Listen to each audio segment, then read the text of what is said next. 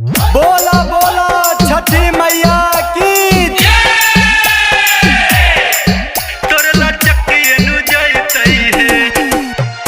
DJ Kanchan Raj Muzaffarpur.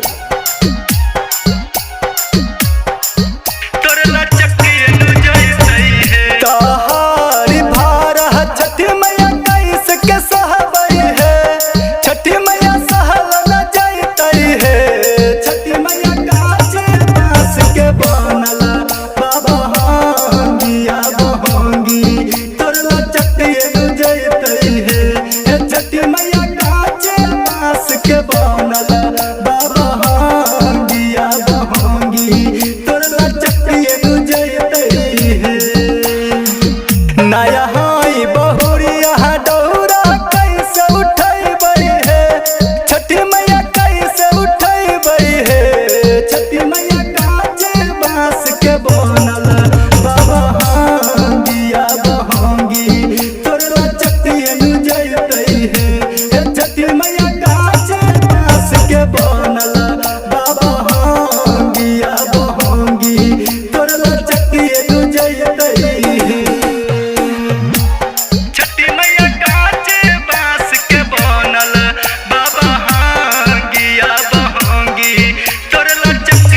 DJ Kanchan Raj Muzaffarpur.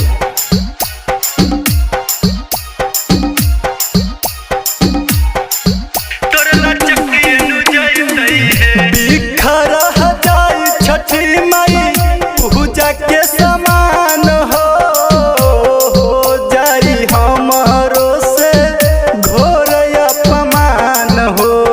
ए छठी माई बिखर जाई छठी माई पूजा के समान हो जाई हमरो से घोर अपमान हो।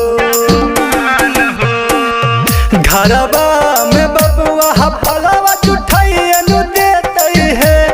दोष लगिए नु जैतई है। छठी मैया काचे बांस के बनल बाबा हांगिया बहंगी तोरला चक्किए नु जैतई है। छठी मैया काचे बांस के बनल बाबा हांगिया बहंगी तोरला चक्किए नु जैतई है।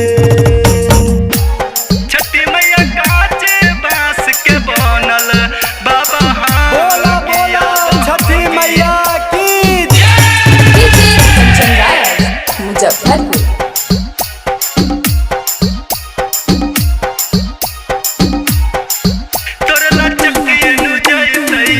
गहना गमाइज के पानी महारे लाहिलो रहो।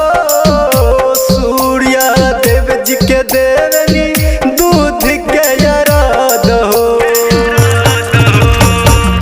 गहना गमाइज के पानी महारे लाहिलो रहो। सूर्य देव जी के देवनी दूध के यरद हो।